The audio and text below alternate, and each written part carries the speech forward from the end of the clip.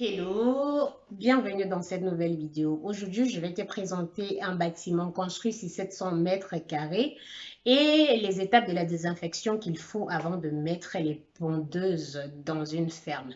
Alors, je me présente, je suis Clotilde Duquesne. Sur cette chaîne, je parle des mathématiques et de ses applications. Je parle aussi de l'entrepreneuriat. Pour ajouter, j'ai déjà fait une première vidéo où j'explique la différence globale qui existe entre l'élevage des pondeuses et celui des poulets déchets. Et normalement, dans la progression de mes vidéos, je vais vous parler de l'élevage des pondeuses parce que c'est ce que nous faisons. Et justement, pour préciser que l'élevage se fait avec les vidéos que je vais vous présenter, ça concerne 5000 pondeuses et le bâtiment a été construit sur 700 mètres carrés. Dans la suite de la vidéo, je vais t'expliquer pourquoi sur 700 mètres carrés et pourquoi 5000 pondeuses. Voilà la suite.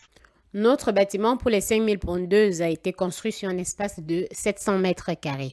Mais pourquoi 700 mètres carrés? Sur la vidéo que j'ai présentée hier sur le nombre de pondeuses qu'on n'a pas mètres carrés, on a dit que dépendant du climat, celui de l'Ouest par exemple, on pouvait avoir 7 à 8 pondeuses par mètre carré. En gros, si on prend 8 pondeuses par mètre carré, on se retrouve avec 8000 pondeuses pour 1000 mètres carrés. Et en faisant une règle de 3, on va s'en rendre compte que c'est 5000 pondeuses pour 625 mètres carrés. Et comme j'ai aussi précisé, si vous avez suffisamment d'espace, essayez de construire plus grand. Alors, nous avons choisi pas non seulement de construire sur 625 mètres carrés, mais sur 700 mètres carrés, soit 10 mètres, 70 mètres pour la longueur et 10 mètres pour la largeur. Donc, voilà globalement ce qui a été fait pour la construction du bâtiment que vous pouvez voir en vidéo. Une fois que votre bâtiment est mis en place, il faut faire les installations nécessaires, c'est-à-dire l'électricité. Dans notre cas, nous avons utilisé les plaques solaires, les canalisations d'eau, le sol cimenté du bâtiment et les grillages, comme nous avons utilisé dans notre cas. Parce que comme on précise le fait que l'élevage a été fait sur un espace ouvert. Maintenant, nous allons passer à la désinfection. Après la construction du bâtiment et les installations nécessaires, nous allons passer à l'étape des désinfections du bâtiment. Ces étapes sont divisées en deux. La première étape de la désinfection. Pour commencer, après le bâtiment complet, il faut mettre des produits pour nettoyer les canalisations d'eau parce que vous avez acheté les tuyaux et tout ça. Donc, il faut mettre des produits qui vont très bien nettoyer cela et de façon simultanée, défricher tout ce qu'il y a autour du bâtiment, des pondeuses en fait. Parce qu'il faut préciser que généralement ou parfois les gens construisent dans la brousse. Maintenant, après cette étape, il faut prendre la peine de bien laver le bâtiment du haut vers le bas parce que c'est la méthode qui est recommandée. Ainsi, les objets qui s'y trouvent dans les mangeoires et les abreuvoirs. Maintenant, on va passer à la phase de désinfection proprement dite. Une fois ces deux étapes précédentes, celle-là que j'ai précisé sur les produits et le bâtiment qu'il faut laver, vous allez pulvériser un désinfectant qui est homologué par votre pays, donc c'est dépendant du pays où vous êtes situé, et qui joue la fonction de bactéricide, viricide et fongicide en même temps. Et cette étape s'est faite suivant un protocole bien défini, c'est-à-dire vous commencez du haut, donc on commence toujours vers le toit du bâtiment et on va vers le bas.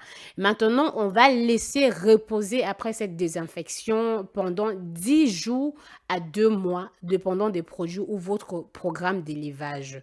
Après cette désinfection, on va mettre le copeau pendant ces 10 à 2 mois. Pour le cas de notre bâtiment, vous pouvez voir ici l'électricité et le copeau, tout le nécessaire qui a été mis juste après cette étape de désinfection proprement dite. Alors, après cette étape, il y a l'étape 2 de désinfection. Cette étape, en fait, une fois que toutes les conditions sont réunies et que vous avez programmé l'arrivée de vos poussins, donc dans notre cas, lorsqu'on a programmé l'arrivée de nos 5000 poussins, on a fait une désinfection 3 jours avant l'arrivée des poussins et une autre une journée avant l'arrivée. Mais il faut préciser que cette désinfection est faite dans ce cas déjà sur le copeau. Et dans cette étape, on utilise les désinfectants non toxiques parce que si les poussins arrivent jusque quelques jours après, il faut bien éviter les produits qui peuvent intoxiquer ces poussins-là, mais aussi éviter les infections, raison pour laquelle il faut absolument désinfecter. Donc voilà, c'est tout pour Alors, aujourd'hui. On je se te retrouve remercie très d'avoir prochainement regardé pour la une autre vidéo. vidéo. Si tu es nouvelle sur ma chaîne, n'hésite pas à t'abonner. Et si tu as des questions concernant tout ce que je viens de dire, n'hésite pas à poser tes questions en commentaire. Et bien sûr, toujours préciser que notre zootechnicien, il est sur la page et disposé à vous répondre. Et aussi, je mets son numéro dans cette barre et vous pouvez le contacter si vous avez besoin d'un devis ou quelque chose qui concerne l'élevage des pondeuses, dépendant de la région. Et toujours préciser que nous, on travaille pour le cas de la région de l'Ouest Cameroun. À bientôt pour une nouvelle vidéo.